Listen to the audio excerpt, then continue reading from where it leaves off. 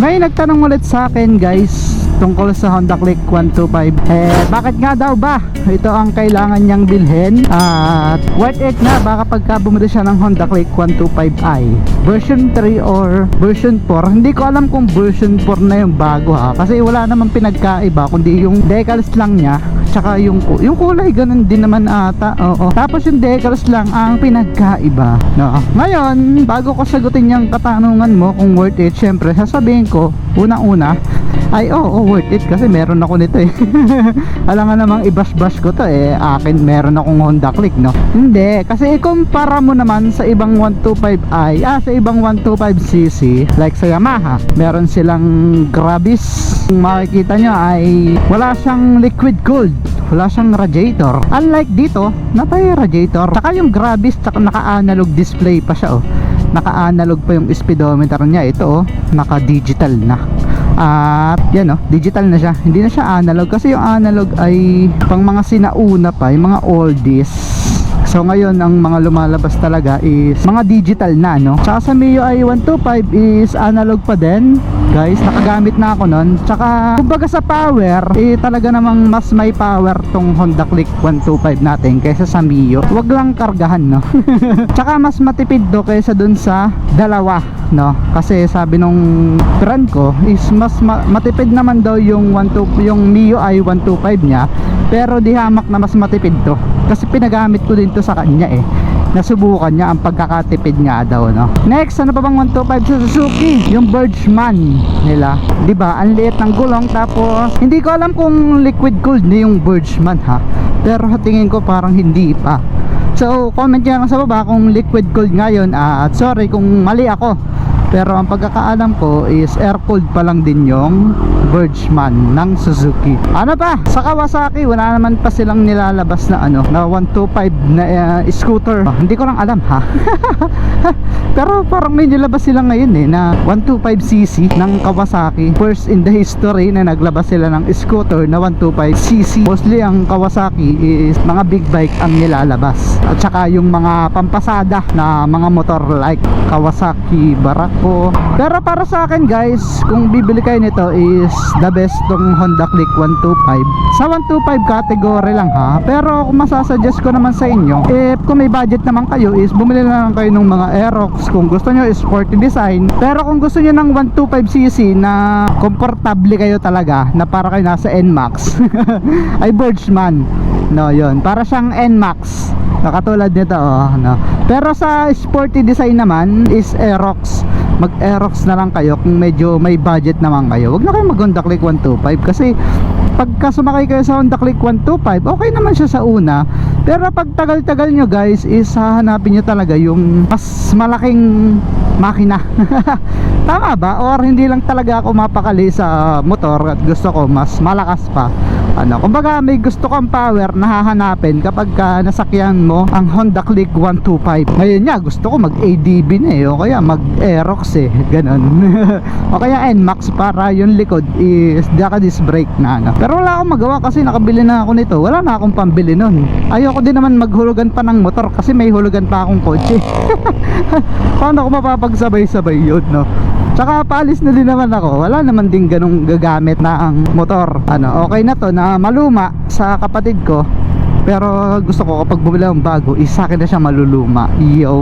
So yun nga lang, hahanap ka talaga ng power kung sakaling owner ka ng Honda Click 125. Kaya ang gagawin mo is mag-upgrade panggilid, tapos yung iba nga nagpapaano pa nag-upgrade pa ng mga cams tapos piston. Hindi talaga makontento ako kasi hindi ako makontento, pero hindi naman ako aabot sa ganong paraan.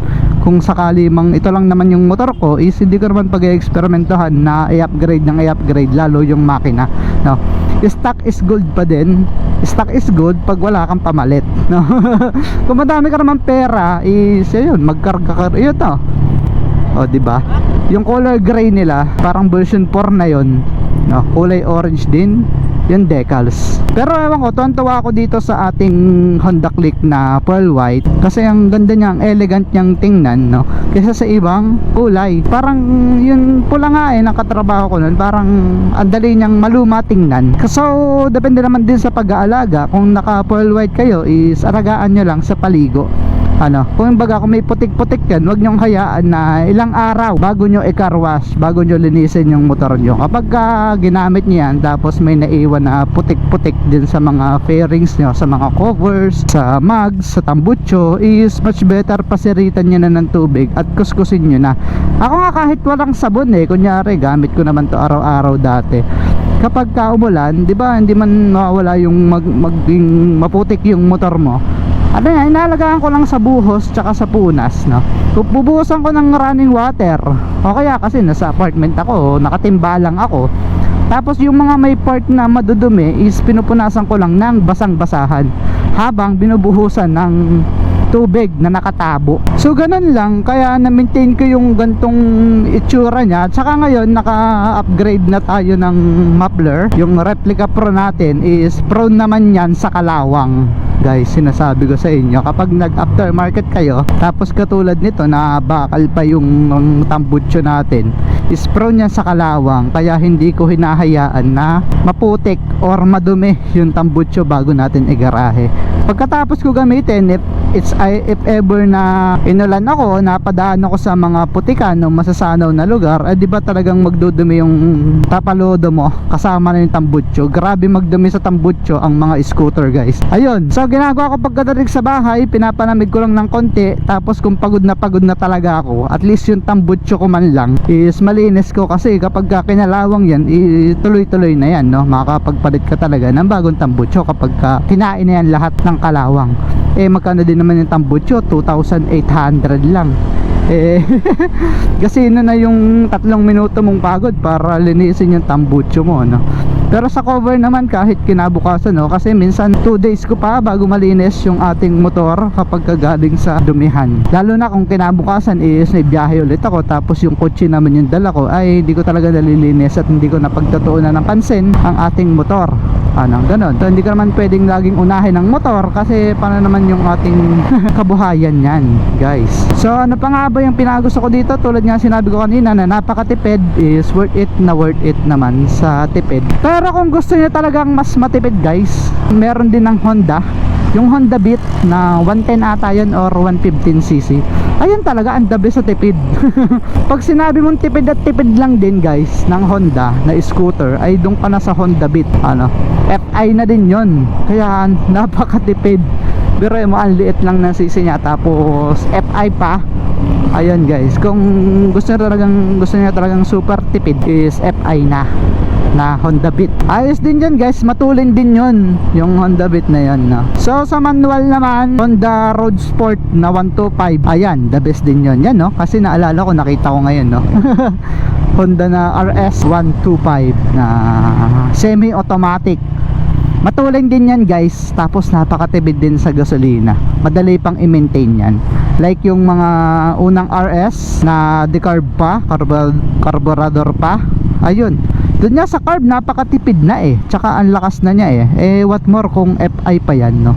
Mas may power at saka mas matipid. Isa din sa mga gusto kong motor yung Road Sport na 125 noong mga panahon high school life, college life pa ako, kasi ang ganda niya ng style niya, sporty. Kumbaga kung titignan mo, para siyang rider na maliit, no? Kaso 125cc lang siya, pero napakaganda. Basta pag sinabi mo namang Honda, is talaga namang maaasahan mo yung tatag ng kanilang gawa, yung quality ba, ganun lang yan. Pero the best pa din sa akin itong Click natin, kasi ito lang yung meron akong motor.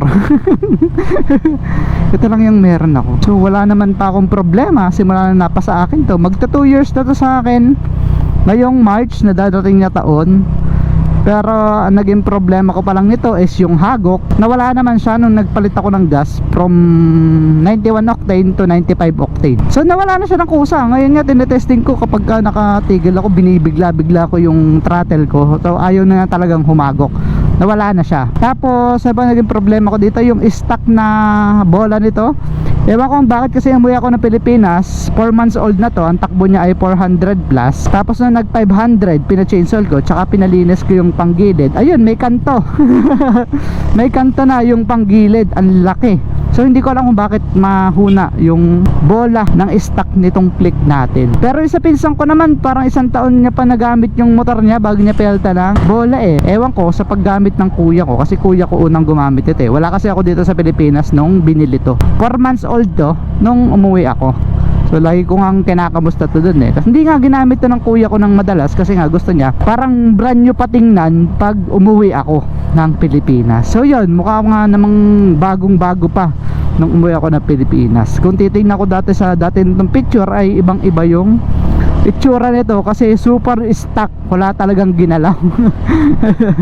Wala talagang ginalaw sila, kasi sinervice lang naman to ni kuya paghahatid sa anak niya kapag papasok sa eskwela, kasi sobrang lapit lang naman eh. Tapos isa lang naman yung sasakay eh, minumotor na niya. So yung kuya ko bumili nito ay siya din gagamit sa aking pag-alis, kasi sa kanya ko lang to ipagkakatiwala. Wala namang ibang gagamit eh. Yung asawa ng ate ko, si Kuya Frank, baka iwan ko sa kanya kung sakaling mauna akong umalis sa kanya pa abroad, tapos siya maiwan pa dito ng 1 buwan or 2 buwan, is siya muna yung gagamit dito sa Cavite. Tapos sabi ko sa kanya, iuwi na lang niya ng Quezon if ever na paalis na siya, iuwi niya sa kuya ko. So yun lang guys, ano, sa magtatanong kung worth it pa ba bumili. So ito, version 3 pa lang to. May bagong version ngayon. Hindi ko alam kung bagong version, yung version 4 na ba yun talaga, or version 3 pa din na in-enhance lang, kasi wala naman talaga na bago, kundi yung decals lang, no. Kung worth it pa ba, very very worth it pa. 100% garantisado.